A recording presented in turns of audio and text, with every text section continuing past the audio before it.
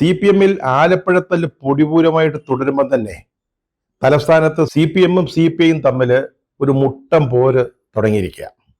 ആലപ്പുഴയിൽ നമ്മുടെ G. Sudhakaran senior most നേതാവ് അതേ ഒരു ഭാഗത്ത്, മറുഭാഗത്ത് മന്ത്രി സജി ചെറിയാൻ, ആലപ്പുഴ ജില്ലാ സെക്രട്ടറി, അമ്പലപ്പുഴ MLA എന്നിവർ.